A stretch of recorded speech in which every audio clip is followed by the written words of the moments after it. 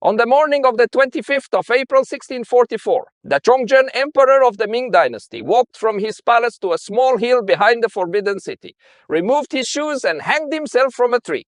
He was 33 years old. His empire had ruled roughly 150 million people. His army was on paper the largest in the world. The walls of his capital were among the most formidable on earth. By the time he died, his treasury was empty. His armies had mutinied or defected.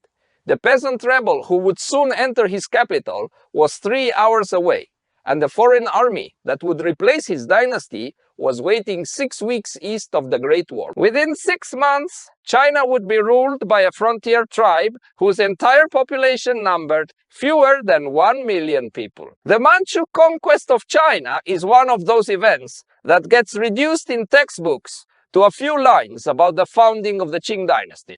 But it is, in fact, the largest demographic political upset in the early modern world. A frontier tribe of roughly 1 million people conquered and held a settled agrarian empire of 150 million for nearly 3 centuries. The mechanisms by which this happened and the institutions that the Manchus built to make it sustainable are still visible in modern East Asia. The borders of modern China, the political structure of Taiwan, the modern Chinese understanding of frontier and ethnicity all trace back through the long shadow of 1644. Let's walk through how a frontier tribe took an empire of 150 million. First, the level set. The Ming dynasty did not fall because a smarter army arrived at its gates. The Ming dynasty fell because by 1644 it had been failing internally for 40 years. The Ming had taken power in 1368.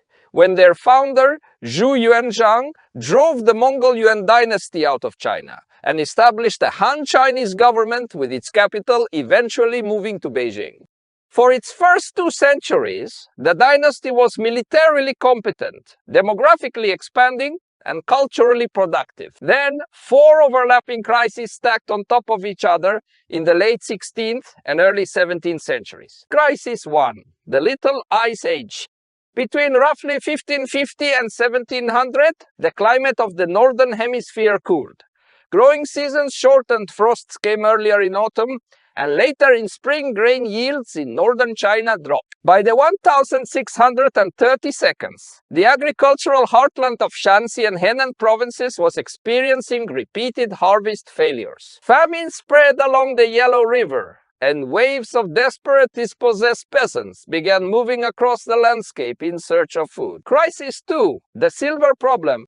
By the early 17th century, Ming China had become deeply dependent on imported silver, primarily from the Spanish Americas via Manila and from Japan. Taxes were increasingly paid in silver. Trade was conducted in silver. The internal monetary system had silverized. When the Ming Tokugawa trade collapsed in the 1632 and silver flows from the Americas declined due to mining problems and tighter Spanish controls, the supply of silver to China contracted.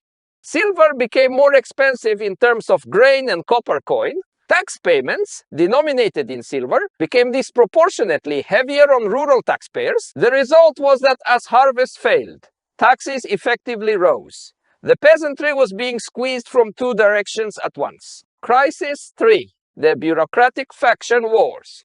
By the 1622, the Ming central government in Beijing had become paralyzed by a long-running feud between Confucian scholar officials grouped around the Donglin Academy and the eunuchs-dominated court factions that had emerged under the previous emperors. The eunuch faction, led by Wei Zhongshan, conducted a brutal purge of Donglin scholars in the late 1622, executing or exiling many of the most competent administrators. When the Chongzhen Emperor took the throne in 1627 at the age of 16, he eliminated Wei Zhongshan and the eunuch faction. But the institutional damage was done. The bureaucracy was exhausted. Suspicious, demoralized officials hesitated to take responsibility because every decision could be reversed by the next faction. The young emperor compounded the problem by being mercurial and prone to executing his own commanders. When campaigns went poorly over his 17-year reign, He went through 50 grand secretaries and executed several of his own senior generals. Crisis 4. A new military problem on the northeast frontier. North of the Great Wall in what is now northeastern China and Mongolia, a new political entity was consolidating. The Jurchen tribes related to the Mongols and to earlier conquerors of North China had been politically fragmented for nearly 2 centuries. In the 1582, a Jurchen chief named Nurhaci began unifying them. By 1616, he had founded the later Jin state. By 1626, he was a serious military problem on the Ming northeastern frontier. By the time of his death and the succession of his son Hong Taiji, the Jurchens had rebranded themselves as the Manchu and were systematically defeating Ming armies in the field. The 4 crises reinforced each other. The climate failures created peasant revolts. The peasant revolts required military spending. The military spending required more tax revenue. The higher taxes pushed more peasants into revolt. Meanwhile, the bureaucratic paralysis prevented effective policy responses, and the Manchu pressure on the frontier required the Ming to maintain expensive standing armies in the northeast, while simultaneously fighting peasant revolts in the interior. By the early 1642s, the Ming were fighting 2 wars simultaneously and losing both. In 1644, the man who actually overthrew the Ming dynasty was not Manchu. He was a former Ming postal worker named Li Zikeng. Li Zikeng had been a postal courier in Shanxi province in the 1622s. When the Ming government, in a cost-cutting measure, abolished his postal station in 1629, he lost his livelihood and joined the spreading peasant rebellions in the northwest. Over the next 15 years, he rose from a minor band leader to one of the 2 most powerful rebel commanders in China. His army practiced a deliberate political program. He forgave grain taxes in territory he occupied. He executed corrupt Ming officials. He distributed seized land to landless peasants. These were not random raids. This was a peasant rebellion with a coherent ideology, and it was attracting tens of thousands of recruits from the famine-devastated peasantry of the northwest. By the spring of 1644, Li Zikeng controlled most of Shaanxi, Henan, and Hubei provinces. He had declared his own dynasty, the Shan. In February of 1644, he marched his army of roughly 200,000 soldiers eastward along the Yellow River Valley toward Beijing. The Ming court ordered the empire's best general, Wu Sangui, to bring his army from the northeastern frontier, where it had been holding the Manchu at bay, back to defend the capital. Wu Sangui marched his army westward, but did not arrive in time. On the 18th of April 1644, Li Zikeng's troops entered the city of Beijing through a gate opened by a sympathetic palace. On the morning of the 25th, the Chongzhen Emperor, with no army left to command, executed several of his concubines and his own daughters to spare them what he expected to be a brutal sack of the palace. He then walked alone, accompanied only by his most loyal eunuch, to a small hill behind the forbidden city. He hanged himself from a tree. Before he died, he reportedly wrote a final message, either on his robe or on the tree itself, depending on the source, in which he said that his ministers had betrayed him, but begged the rebels not to harm the common people of the city. He was the last Han Chinese emperor to sit on the throne in Beijing. Li Zikeng entered the forbidden city the next day. He had won, but within 6 weeks, he would lose everything. Because while Li Zikeng was consolidating his hold on Beijing, the general Wu Sangui, returning from the northeastern frontier with the Ming's last veteran army, faced an impossible decision. Wu Sangui's army was the best remaining Ming force, but his army was caught between 2 enemies.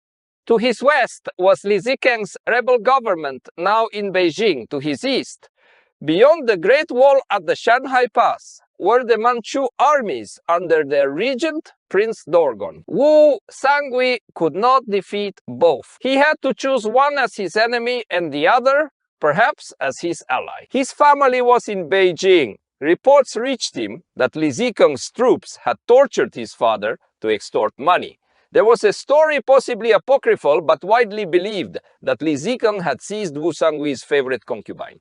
Whatever the personal motivations, the strategic calculation was clear enough. On the 20th of May, 1644, Wu Sangui opened the gates of the Shanhai Pass and admitted the Manchu army. The Manchu army that crossed the Great Wall on the 20th of May, 1644 was perhaps 150,000 men strong, organized into the famous 8-banner system that Nurhaci and Hong Taiji had developed. Now, this is where the story usually gets told incompletely. The Manchu success had 3 causes that operated together. First, military organization. Second, willingness to cooperate with defeated enemies. Third, a remarkable understanding of how to govern a society far larger than their own. The banner system was the foundational military and social structure of the Manchu state.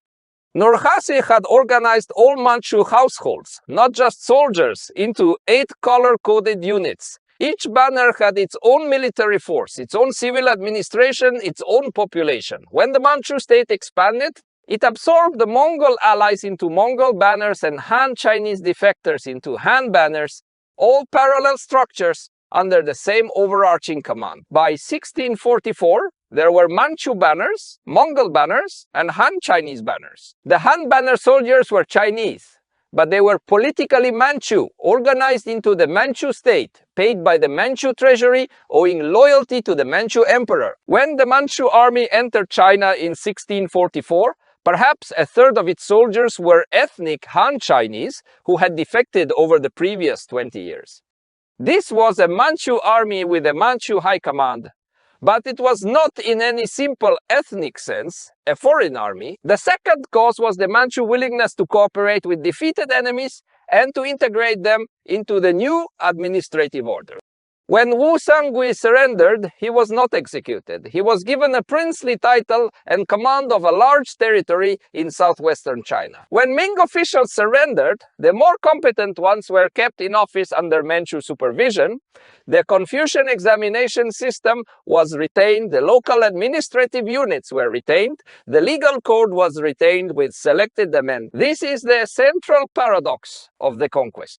The Manchu changed the dynasty, but they did not change most of the institutions through which the empire was actually governed. For the average Chinese peasant in 1645, paying tax to a Qing official instead of a Ming official meant relatively little change in the texture of daily life. The third cause is the most important. The Manchu adapted their governance to the realities of ruling China.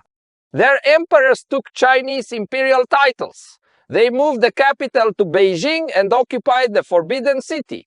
They commissioned the standard imperial Chinese ritual ceremonies. At the same time, they preserved Manchu identity through specific policies. Manchu was retained as a court language alongside Chinese. Manchu cavalry maintained a separate military identity. Intermarriage was officially restricted, although in practice limited. Most strikingly, the Manchu enforced the queue, the long-braided hairstyle, on Han Chinese men. Refusal to wear the queue was treated as treason and was punished by death.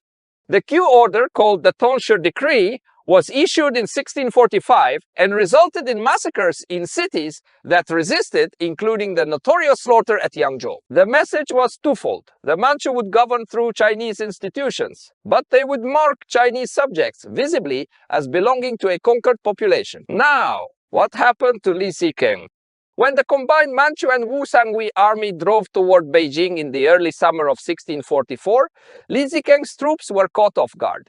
They had spent the previous month looting the imperial treasury and the houses of Ming officials. Their discipline had collapsed. At the Battle of Shanhai Pass on the 27th and 28th of May, Li Zikeng's army was crushed by the combined forces. He retreated westward, abandoned Beijing, and was eventually killed in 1645 in Hubei, possibly by local villagers, possibly by his own troops. His Shan dynasty had lasted 6 weeks. Taking Beijing was easy compared to consolidating the rest of the empire. The actual conquest of the southern provinces took the Manchu nearly 40 years. Several Ming loyalist regimes set themselves up in southern China after the fall of Beijing. The southern Ming dynasty, as historians call it, was a sequence of pretender courts based in Nanjing, then Fuzhou, then various inland cities, claiming the imperial throne and resisting the Manchu advance. None of these regimes was particularly competent.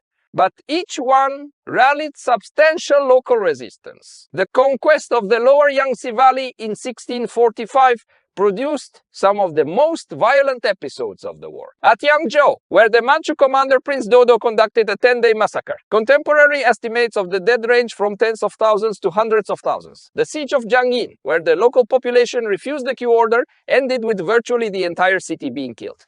These episodes are still remembered in Chinese historical consciousness, and they shaped a contested narrative of how Han China was incorporated into the Qing. The southern Ming resistance lasted in attenuated form until the 1662.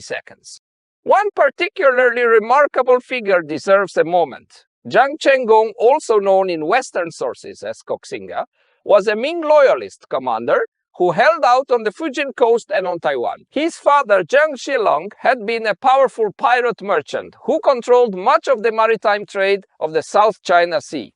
Koxinga inherited that network. In 1661, he expelled the Dutch from Taiwan, which they had occupied for 38 years, and established a Ming loyalist regime on the island. His regime lasted until 1683. When the Qing conquered Taiwan and incorporated it into the empire. This is the moment when Taiwan first became part of a Chinese imperial state. The current political relationship between Taiwan and mainland China still inherits, in legal and rhetorical form, the framework established by the Qing conquest of 1683. The final consolidation of the conquest came with the Three Feudatories Rebellion. After 1644, the Manchu had granted vast autonomous fiefs in southern and southwestern China to their three most important Han Chinese collaborators, Wu Sangui, Shang Kexi, and Zheng Jingzhong. These three generals had effectively become regional kings. In 1673, when the young Chongzhen Emperor moved to reduce their power, all three rebelled. The rebellion ran for 8 years from 1673 to 1681 and at its peak controlled most of southern China. The Chongzhen Emperor was 20 years old when it began. By the time it ended, he had grown into the most successful emperor of the Qing dynasty, and the empire he had inherited was finally fully consolidated. By the early 18th century, the Qing dynasty had not merely conquered the territory of the late Ming, it had nearly doubled it. Under the Kangxi, Yongzheng, and Qianlong emperors, the empire incorporated Mongolia, Tibet, Xinjiang, and Taiwan. At its peak around 1760, the Qing controlled roughly 13 million square kilometers, an empire larger than the Ming had ever been, and a population that would reach approximately 400 million by the early 19th century. These conquests produced a territorial outline of modern China. The Qing also institutionalized a multi-ethnic imperial framework that had no real precedent in Chinese history. The emperor was simultaneously the son of heaven for his Han Chinese subjects, the great Khan for his Mongol subjects, the Manjusri Bodhisattva for his Tibetan Buddhist subjects, and the protector of Islam for his Uyghur and Hui subjects. Each role came with its own bureaucratic apparatus, its own legal subsystem, its own architectural and ceremonial vocabulary. This is what historians now call the Qing's simultaneous emperorship. It allowed a single state to govern an enormously diverse territory by addressing different populations in their own institutional and religious vocabularies.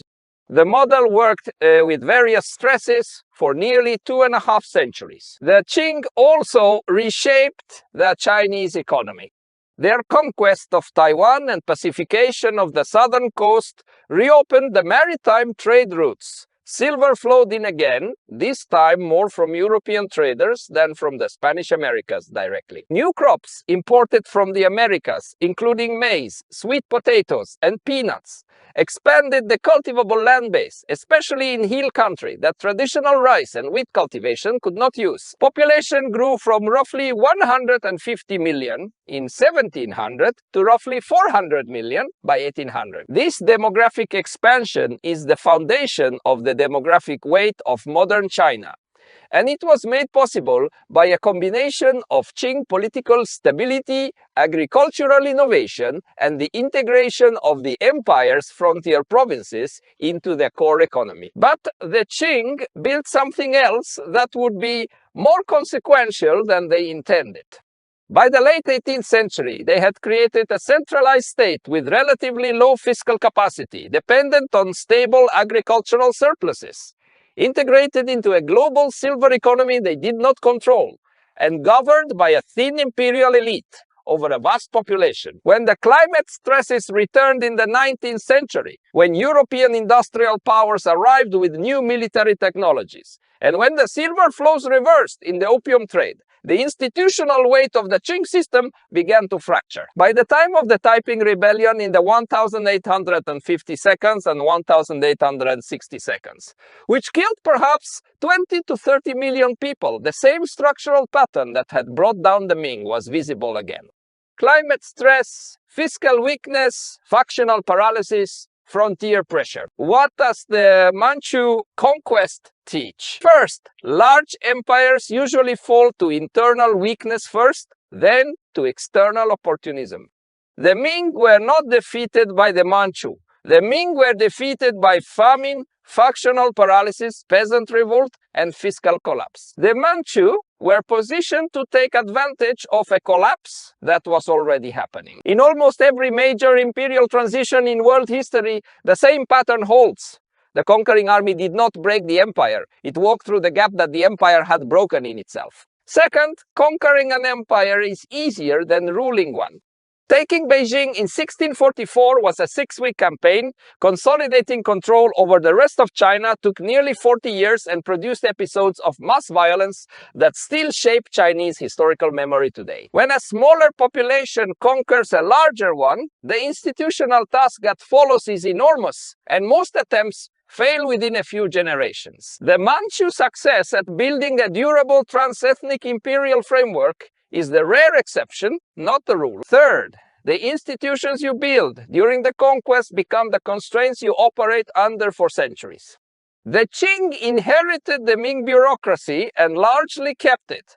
They added the banner system, the queue order, the multi-ethnic frame of the simultaneous emperorship. These institutional choices, made in the 1642nd and 1652nd, defined the structure of Chinese politics until 1911. In our own era, every major political transition makes equivalent foundational choices that will outlast its architects.